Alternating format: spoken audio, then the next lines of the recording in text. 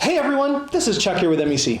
This is going to be a short and sweet video about using AI and knowing the risks involved. First off, make sure you never put any personal information into AI. This could be your date of birth, your social security number, your address, or anything like that, because we don't know who is actually collecting this data and what they're going to use it for. So be safe, don't put in any personal information. Next, you always have to be aware of misinformation. AI uses information that it finds on the internet.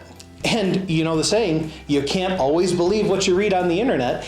The information it finds could be misinterpreted, or it could just be plain wrong in providing you with unfactual information. So make sure that when you use AI, you always fact check. Finally, you have to be aware of plagiarism.